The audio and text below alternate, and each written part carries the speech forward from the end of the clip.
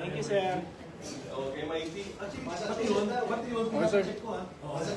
Binalang yan nyo kami ha. Pati yung Cambridge mo. Pinapacheck ko ha. Massachusetts. Sir, nakalive na, sir. Sir, nakalive mo, sir. Hindi pa. Sir, sabi sa'yo, support ka. Sabi sa'yo, sumutan ka, no? Nakalive na kayo. Sir,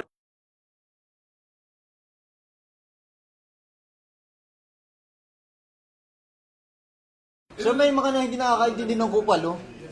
Explain mo daw. Naglulukan pa tayo dito. Baka mamaya may mga... Ang dinig naman sa kabila, suputin nyo na. Hindi iba yung supo. Depende sa pagkakasabi. Support. Support. Support.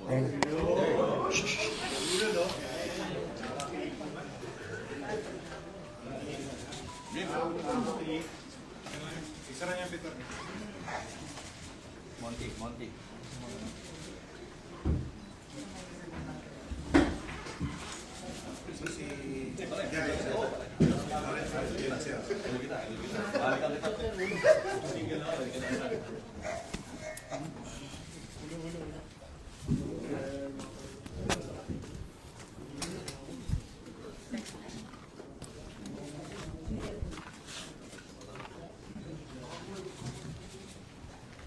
To the Vice Chairman and Executive Officer of National Police Commission, Attorney Rafael Vicente Arcalisan, sir. To the Director of PNP Criminal Investigation and Detection Group, Police Major General Robert A. Marco II. Our friends from the media and the PNP Press Corps, ladies and gentlemen, good afternoon.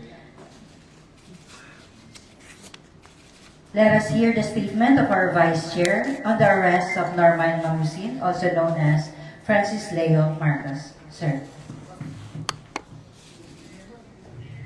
A few statements first before we answer your questions. I think we need a formal statement first before we entertain anything.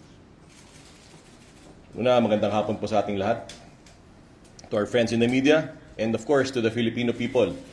Lalong-lalo po sa lahat po na nag-aantabay sa mga kaganapan dito at lalong-lalo na po sa lahat po naging biktima nitong si Norman Mangusin.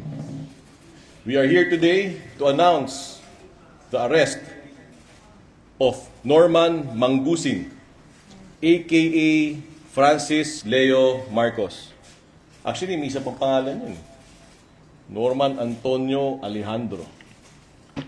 On February 24, 2026, at about 11:10 a.m., the CIDG Regional Field Unit, National Capital Region, arrested Norman Mangusin, aka Francis Leo Marcos, at Sheraton Hotel, Pasay City, by virtue of a arrest warrant for violation of Article 287 or unjust vexation of the Revised Penal Code in relation to Section 6 of Republic Act Number 10175 or the Cybercrime Prevention Act of 2012. The warrant of arrest was issued by Honorable Leilani Marie Dacanay Grimares, Presiding Judge, RTC Branch 294 of Parañaque City, with recommended bail of 120,000 pesos for 12 counts of unjust vexation. Siguro po, papasalamat muna po ako. Thank yous are in order. Number one na po sa Philippine National Police, led by no less than General Jose Melencio Nartates. Chief, naitayo na po natin ang bandila ng PNP. Naaresto na po natin ang isang vlogger na bumabastos sa ating uniforme. Naaresto na po natin ang isang vlogger na bumabastos sa ating mga general. Naaresto na po natin ang isang vlogger na bumabastos sa ating mga kernel at sa ordinaryong policeman. Hindi po ito katanggap-tanggap. And papasalamat po ako sa buong hanay ng Philippine National Police. Ang kikisig po ninyo. Saludo po ako sa inyo. Saludo po ako sa uniforme nyo. Papasalamat din po ako lalo, of course, kay General Morico, ang hepe ng CIDG, Director of our CIDG na walang humpay na naghanap. Kay Mr. Norman Mangusin. Totoo niyan. Mahaba na yung kabanata nito. Ang dami ko nang nakitang updates at investigation reports galing kay General Morico Hindi po tayo huminto dito sa pag-serve ng warrant at tuloy pa rin po tayo dito. And of course, I thank our CIDG NCR, General Guagi. Colonel Guagi, maraming salamat po sa inyo at sa inyong mga tao sa responding mabilis. Natutuwa po ako nung nalaman ho namin na may warrant, kagad po na nagpadala si General Morico at si General Guagi ng mga tao to instantly make that effect the arrest of Norman Mangusin. And I think also the Pasay Police, and of course our beloved the National Police Commission, sa lahat ng kawani ng NAPOLCOM. Maraming salamat po sa inyo. Of course, we have here Concon Romano, one of our special agents, special investigators who is on top of this case. I thank you, Concon. I thank the whole Inspection, Monitoring, and Investigation Service or the IMIS. I thank our Legal Affairs Service. At sa lahat na maliliit at malalaking empleyado ng NAPOLCOM, papasalamat po ako. So siguro, General Morico, you have the floor.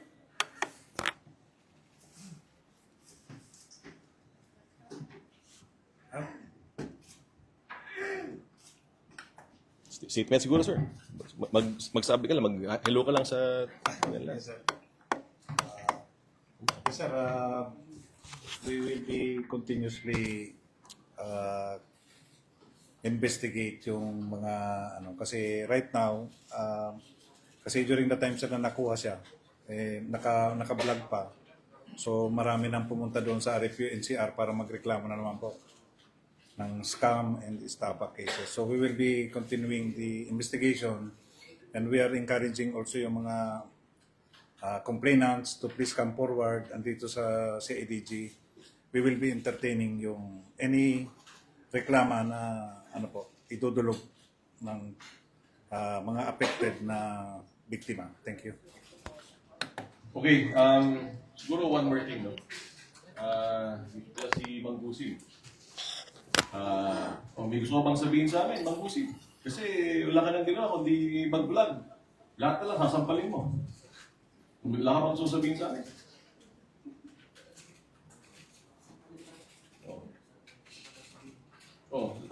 Yung mga general na pinapaya mo, yung mga 4 na colonel na pinapaya mo, yung NBI na sinasampal mo, yung LTO kalbo, kamo, kasi Lakanilaw. Yan, siguro natutuwa ka ngayon. Pati pangalan ng ating presidente, kinuha mo pa. Hindi ka naman Marcos. Isang malaki kang kahihiyan. Kaya hindi kami titigil dito sa NAPOLCOM, hindi kami titigil dito sa PNP na mahuli ka. Kasi marami ka ng pinuruwisyong tao. Pati mga OFW, pinuruwisyo mo, kinuha mo yung mga pera nila. Pati mga uniforme ng pulis, pati mga pulis, pinapastos mo. Wala kang respeto sa institusyon ng gobyerno. Sample ito sa'yo. Matuto ka. Tapang sasabihin, matapang ka. Ang trilyonaryo ng Pilipinas, ladies and gentlemen, Norman Mangusin. Any questions? Thank you, sir.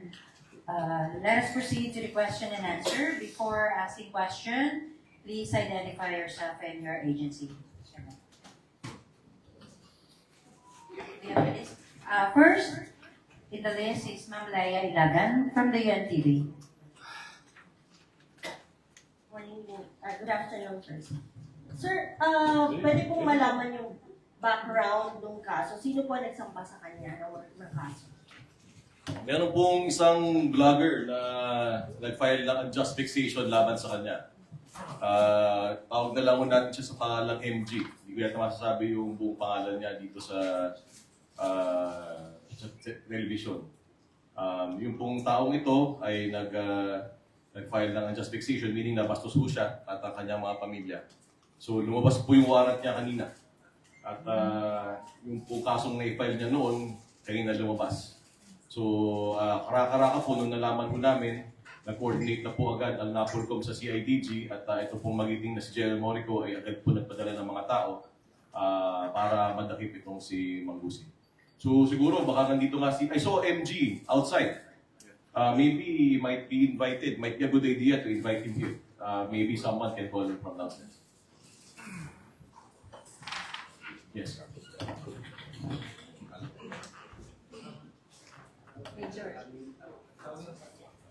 Questions? May listahan ka mo. Thank you, ma'am. From Mr. Ryan Vasigas from the PTA. Hi, sir. Sir, hindi po ba nahirapan yung tracker team na hanapin siya? Kasi parang mahirap naman si Sok. Daw madalas siyang mag-guide. Paano mahirapan? Nakalive. Tawang-tawa nga ako Habang nag-live siya, ina-arresto siya. Ayun, nasa Sheraton siya. Alam ng buong Pilipinas, nasa Sheraton siya. Yung lahat ng address niya, na nakalagay sa lahat ng dokumento niya, mapa-LTO man yan, lahat fake it. Pina-check na natin. Walang totoo dun sa mga address niya. Hindi naman siya nakatira sa Green Meadows. Walang katotohanan. His life is a lie. So we will put a stop to it. This is terrible. Totoo lang. He's making a mockery of the Philippines. So kung ang tanong ba't tayo pinag-aaksaya ng oras to? Ang dami na nabiktima nito. Ito yung simbolo ng kawalangyaan sa Pilipinas. Hinto na natin ito. Tapos na yung circus. Finish na. Sir, yan is available in case, pero may mga upcoming cases. Hindi pa tapos. Hindi pa tapos. Wala pa tayo sa uniforme. Wala pa tayo dito sa mga passport niya. Wala pa tayo dun sa birth certificate niya. Wala pa tayo kay Lakanilaw. Kung nakikinig si Asek Lakanilaw sa atin, pre, pagkakataon mo na. Sa mga kaibigan natin, tawa ako sorry. Sa mga kaibigan natin sa NBI, sasampalin daw kayo nito. Ba, gusto nyong kasuhan. Sa lahat ng OFW na niloko nito, ang dami, punong-puno na yung cellphone ko sa mensahe. Nandito na ako si Manggusin. Kasuhan nyo na po. Meron siyang, di ko na kung masasabi ko, i-blip nyo na lang. Meron siyang pinaparatingan na sinasabi niya, letter K daw yung isang taong gobyerno at letter S daw yung isang taong gobyerno. Obviously, ako yung pinatutungkulan niya. Sige, sabihin mo sa mukha ko. Sabihin mo sa mukha ko ngayon. Kaya mo sabihin? Ano pangalan ko? Ba't yung masabi? Diba? Ito ang simbolo ng kawalangyaan sa Pilipinas. We will put a stop to it as we have done. And I thank the Philippine National Police. I thank the CIDG. I thank the Civil Security Group. I thank the Anti-Cybercrime Group. Si Executive Director Aboy Paraiso, na nananahimik lang din sa sulok, na nadami pa dito sa teleserye ito. Yung kanyang pag-take down ng mga social media pages ng itong taong ito. Ito Norman Manggusin na to. Maraming salamat sa iyo, CICC, Yusek Aboy, maraming salamat. At thank you very much for the support of all aspects of government. Nananawagan din po siguro kami sa Department of Foreign Affairs na nananawagan kami sa Department of Foreign Affairs. Ngayon alam na po natin na sa namakmak po ang mga passport niya, iba-iba kong pangalan, iba-iba ang birthday, sana ko ipa-cancel na po natin ang passport niya. Nanawagan din po siguro kami sa Philippine Statistics Authority, sa PSA. Alam na po natin na yung kanyang birth certificate merong pinagkuhanan. Sana po imbestigahan po ninyo. Kasi hindi ho maaaring ganito Bumibili lang po tayo ng birth certificate para gamitin sa kawalangyaan. Magkakaroon ng second identity. Ang masakit pa, ulitin ko, ginagamit pa niyang apelidong Marcos. Pati si Madam Imelda Marcos, ginagamit pa niya sa vlog niya. May utang pa rin daw, di umano, ang first family sa kanya. Lahat na talaga ng kawalangyaan, nasabi na itong tao to. Sa 10 sinabi niya, 11 ang mali. So again, we are doing this for the Filipino people. And papasalamat kami sa lahat ng ahensyang gobyerno na tumulong. This is not just the job of the NAPOLCOM. It's not just the job of the Philippine National. Lahat po ng gobyerno ay tumulong dito. At patuloy pong nagtutulungan para mainto at matigil na po itong kalokohan ni Norman Manggusin. If I may, I want to recognize the presence of MG. Yung pong arrest warrant niya, siya po yung pong siya at ang pamilya niya ang siyang binastos which led to the issuance of the warrant of arrest in Parañaque. Maybe MG, maybe you could give us a few words? Magandang araw. Magandang araw po sa inyo, magandang araw. Marami po salamat, Commissioner Ralph at Sir, sa mga tao po dito. Well, guys, hindi ko lang po alam, no? First time ko sorry. Medyo lang ako, sorry. Sa totoo lang po, itong laban na ito, tulad ng nasabi ko rin, sa harap ng mga mahalagang mga kawani ng gobyerno, ay hindi lang laban ko. Ito ay literal laban ng mga kahombre ko at syempre ng pamilya ko. Pero, ito po, tulad ng sinabi ni Commissioner, kalinisan ay laban ho ng mga OFW, guys. Nakikiusap ho ako. Etong nakikita niyong tao na ito, tunay na mandarambong yan, guys. Totoo. Totoong mandarambong yan, kriminal. Sinabi ko na yan sa internet, guys. Ako ay nagpapasalamat kasi finally, may isang tao ng gobyerno na si Commissioner Ralph Calinisan ang tunay na dininig ako at ang aking mga kahombre. Kasi usually tinatawanan na tong tao na to eh. Even si CICC Yusek Aboy Paraiso, tinulungan niya kami. Kasi literal ho na kami ho ay hirap na hirap kami sa internet, guys. Napuksain ng tao na ito. Kasi mandarampong yan. You know this. Hindi ko na kailangan ulitin sa inyo. Bilang isang YouTuber, guys, yung naging laban namin dito ng fanbase ko, ng mga vloggers na marami rin tumulong sa atin, guys, grabe ho ito. Kaya maraming salamat again, Commissioner, kasi unang beses ho talaga na may tumugon na gantong kalaking tao ng gobyerno and tuwan-tuwa ang mga tao sa internet. Tingnan nyo ba? Sa ilalas, nung in-interview ko si Commissioner, grabe katuwan-tuwa mga tao. Kasi hindi mo ito binibigyan ng pansin. Isipin nyo guys, magbibigay ako ng number sa inyo. 40 million to 80 million ang nadupang ng tao na to. Sa mga OFW. Hindi biro yun. Totoo. Testimoniansa ng mga OFW yan. OFW guys, maawa kayo sa mga kababayan natin. Totoo yan. Totoong totoo. Ang dami nang nagpa-interview sa akin at napanood yan ni Yusek Aboy Paraiso at lalong-lalo na ni Commissioner. Alam nila kaya talagang bininig kami. Siyempre, shoutout din kay Asek Lakanilaw. Siyempre, Asek. I love you, Asek. Salamat po. Pero, ayan guys. Yun lang, pakiusap, pakisuyo, paulit-ulit na kami kahit sinabi rin ni former Senator Manny Pacquiao, huwag na kayong magpapaloko mga OFW, huwag kayong magpapaloko, pakiusap, etong tao na ito, tunay na kriminal, legit, ayan, simula pa lang po ito ng laban namin, simula pa lang po ito, tuloy-tuloy yan. Buong taon ho yan makukulong. Kasi literal na hindi ko tatantanan yan dahil napakaraming taong tinarantado yan, lalo ng aking asawa. Ang dami kong kabastusan na sinabi ng tao na yan sa asawa ko. At sa pamilya ko, at lalong, sa akin okay lang, influencer lang naman ako eh. Okay lang ako, influencer versus influencer, pero sa asawa ko at nanay ko, hindi. Di ba? Norman? Di ba? Ayos! Totoong ang baho mo, tignan sa personal.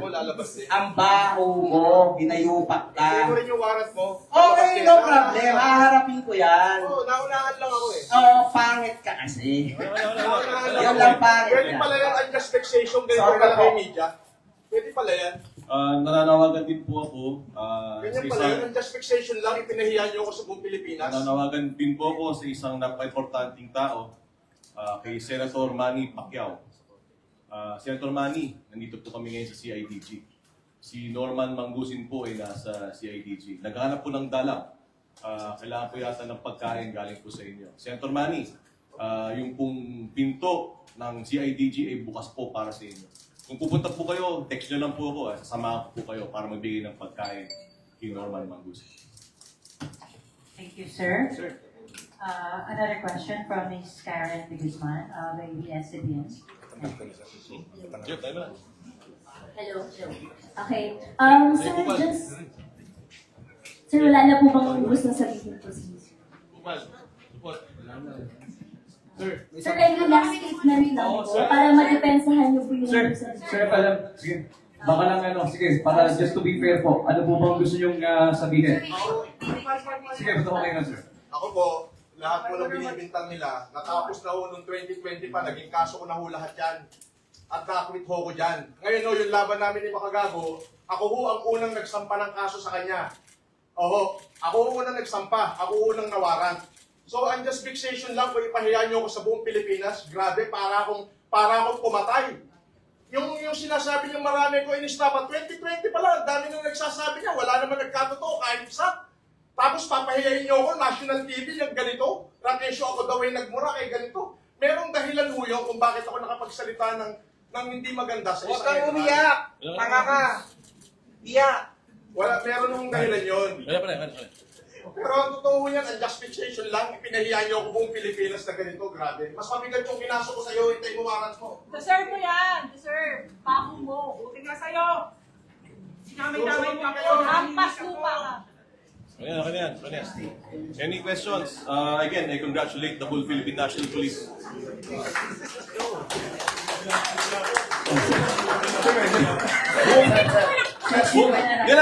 Sobrang alam mo, buong Pilipinas nagbubuli. Buong Pilipinas nagbubuli. Clarification, Commissioner.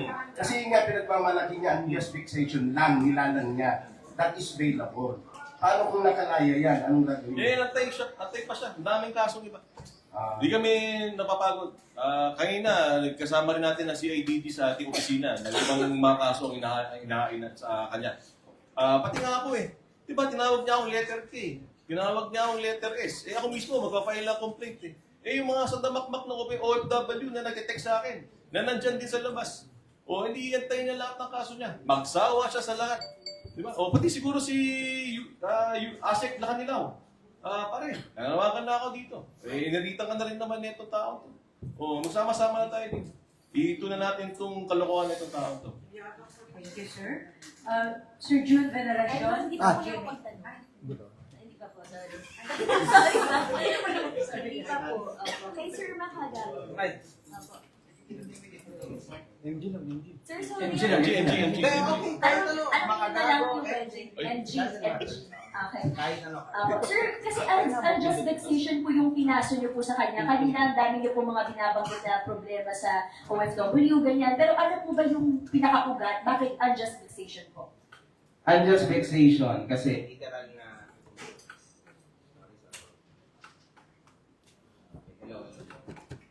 Gatayan tayo ni Mang Gusin. Hello. Yes, so unjust vexation kasi yun lang ang binigay niya at ginawa niyang problema sa akin.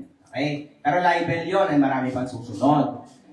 Maraming OFW, tulad ng sinabi ko na kay Commissioner at syempre kay Yusek, na maraming OFW ang gusto magkaso, kaso nahihirapan sila dahil wala silang kakayanan. And at the same time, uuwi sila dito for only that reason, hindi worth it. Siyempre, mawawalan sila ng pangkabuhayan, so paano sila magkakaso? Kaya in this case, ako lang ang nagkaso na just fixation kasi yun lang naman ang ginawa niya sa akin. Tulad na sinasabi ko sa mga videos ko. Yan ang totoo. So even him, yung sinasabi niya sa akin na kinasuhan kita ng kung ano-ano, kinasuhan niya ako pang grade 2 na kaso. Legit. Ako daw, yung fake page na si Fujinius. Ayan, alam niyo na. Nakakatawa, di ba? Hindi ako yun. Sabi niya, ang ikinasa niya sa akin, ako daw, at kami daw ay cyber criminal. Ayun, bahala na po kayo mag-judge, at ako daw, at syempre, tama yun, totoo yung sinabi niya, siya yung unang nagkaso sa akin sa Isabela. Ang nangyari doon, na-dismiss. So, pinasuwa ko din sa dito. Parang niya, thank you. Thank you, sir. Another question from Sir June Encarnacion. Veneracion.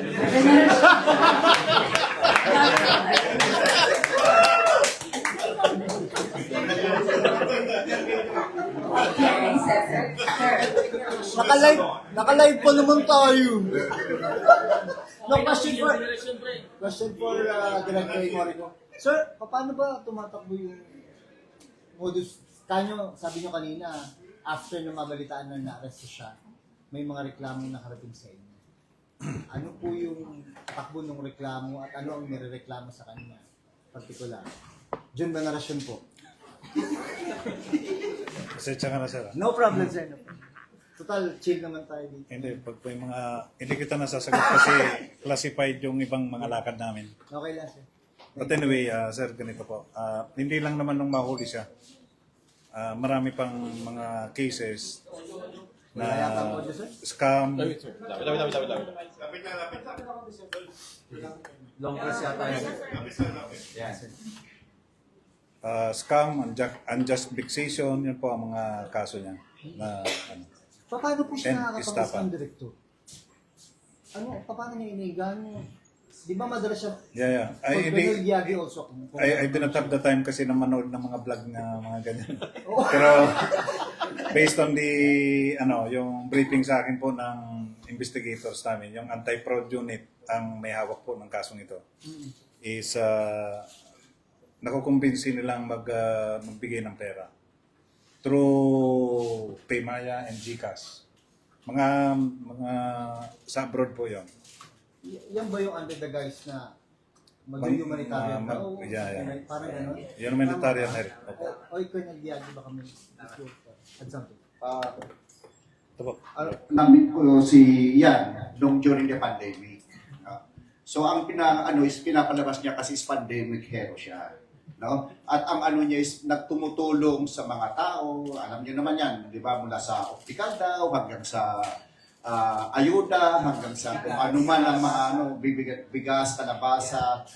No? So ang mga OFWs natin, yung kagustuhan nila na tumulong sa mga kababayan natin na alam naman natin na marami pa rin naghihirap sa mga Pilipino. Sa kagustuhan nilang tumulong, naiinganyo sila dito sa kay Mangusin kasi nga parang may asukal kung sa yung pananalita niya talagang nakakainganyo na ang ano niya is tumulong talaga. But again, we are urging yung mga OFWs at kung sino man yung mga nandito sa atin na since nagsasabi, maraming nag-message kay Sir Kalinisan, sa aming director na sila ay naloko, hindi po yan mag-materialize kung hindi po sila magre-reklamo. So we are urging those that were called by him to come right our office para po ma-assist namin sila. Andyan po ang anti-fraud, andito ang aming director, at pati aming CR, kung sakali man na dumulog kayo sa amin, ay willing po kami i-assist kagad kayo para may file namin yung mga reklamo.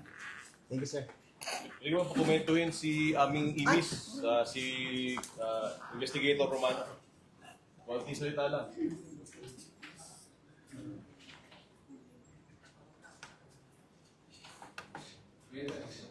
High-tech kasi, high-tech. Wala. Yan, wala na. Parang may delay lang siya konti. Okay. Good afternoon. Ako po si Concon Romano. Sa napot ko po. Ako po yung task force na pinatasan para makakuha ng mga ebidensya lang dito kay Norman Mahusing alias FLM or Francis Leo Marcos. So, nakuha na namin siya na katulad po nung sinabi ng aming Vice Chairman, Lalo Kalinisan at ni Sir Morico at saka ni Sir John.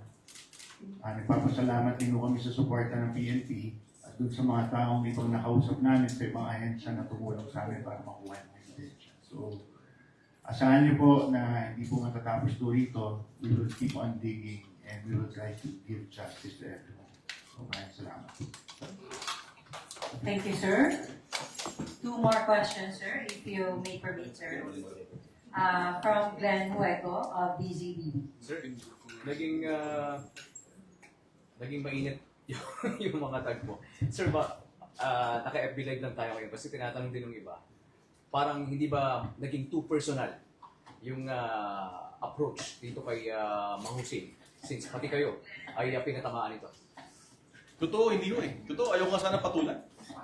Ayoko bumaba sa level ni Mang Usi. In fact, if I'll give an anecdote, nagkakaroon ka sana ng girlfriend ko eh. Bakit pinapatuloy ko to si Mang Usi? Hindi ko tungkol sa akin to eh. Napakarami mong mga stakeholders na involved. Una na po, ang Philippine National Police. Niyurakan po na ang uniforme ng PNP. Yun po ang same uniform na sinuot ng nanay at tatay ko. Marami na pong namatay na police na suot yung uniforme nyo, tapos papastusin mo lang. Papastusin mo ang mga general, cadet, iba-iba pang mga ahensya. Pati NTI, pati LTO, lahat na. Lalong-lalo na ang mga OFW. Wala na siyang tinatawag. Binastos na niyan lahat. So, we have no choice. Simbolo nga talaga siya ng kabukutan sa Pilipinas. Na hinahayaan natin na ginagawa natin katatawanan. In action tayo eh. Nasa harapan na natin, nagluluko na tayo, wala pa tayong ginagawa. It had to take that mistake from him for us to all realize that, hey, he has done a lot of wrong to our countrymen. He has done a lot of wrong to our government institutions. That is why we already said, stop. And that's why the NAPOLCOM came in bilang kuya ng Philippine National Police. Kami po ay nakipagtulungan sa aming mga kapatid sa PNP. Of course, the elite unit of investigation, the CIDG, along with the best members of General Guagi, tsaka si General Morico, pinapromote na kita, General Guagi. Here we are. Lahat po nagtulungan. Mapa NAPOLCOM, legal service, mapa ordinaryong lawyer doon, mapa intern ng NAPOLCOM, mapa yung image namin. It's a collective effort of the whole government. And I'm very thankful for that because after many years, the Filipino people said, it's over. It's over. Finish na. So, ito na po tayo. We're in the closing stages of the story that was Norman Magusa. Thank you, sir. One last question though, sir, from the Philippine Daily Inquirer. Mr. Jason Siglanes. Good afternoon, sirs. Good afternoon, sirs. Nilapit ko doon sa chart case po, no? Tama po ba 12 counts of unjust fixation? Yes po. 12 counts. This is all coming from Sir MG lang po. All 12 counts are just Sir MG. Tapos, normal po ba, sir, kay Director Morico po, normal po ba, sir, na yung fraud unit yung nagka-handle ng unjust fixation? Are we expecting po ba na mag-escalate ito into a fraud case or another case?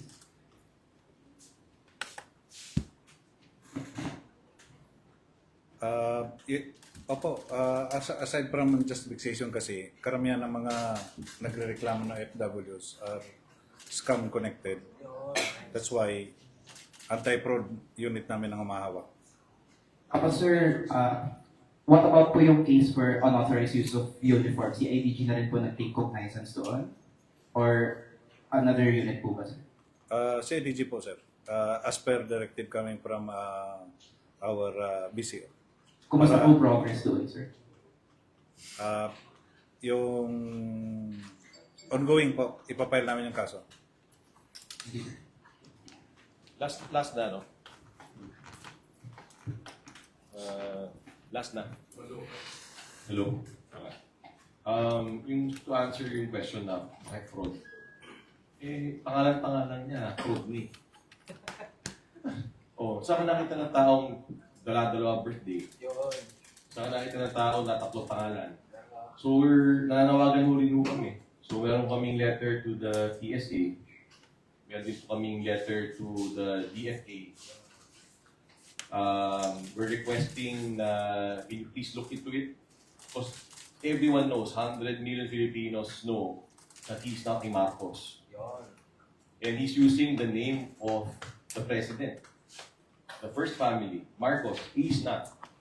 And he's dragging the name into sa isang malaking kalokohan. Then that is really wrong. So can we please request, we're requesting the PSA, Mr. Secretary Dennis S. Mapa, and of course the Secretary of the DFA, if they could look into how Mr. Mangusin got his birth certificates. This is a national security issue. Anyone can get a birth certificate, then get a passport, and live a lie. So it's an issue. So we have to check it. Kaya anti-fraud po naka-talk. Thank you very much, sir. To our friends from media, maraming salamat po. Sir, may we hear now the closing message of our Vice Chairman and Executive Officer, Attorney Rafi Vicente Calinisan, sir. May hustisya po sa Pilipinas. Nagtatrabaho po ang mga ahensya de gobyerno sa Pilipinas. Ang ating pong Philippine National Police ay magiting na ahensya. We respect and we salute every member of the PNP. Maraming salamat po, Philippine National Police. Lahat po na masusubok na bumastos sa PNP, pinapakita na po natin sa inyo. Ito po kahihinat-nat nyo. Kahihinat-nat nyo. Lahat po na manuloko sa ating OFW, ito po ang ending din. Huwag niyo pong subukan ng mga ahensya de gobyerno. Hindi paglalagan po. Thank you very much, sir. Maraming salamat po at magandang hapon sa ating lahat. Yes, sir. Sir, Commissioner. Salamat.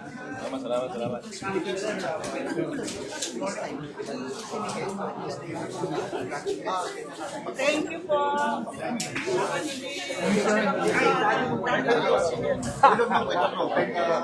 Evidently maraming nagpapaabot na sila. Lalo po, but we cannot validate until na dumating sila para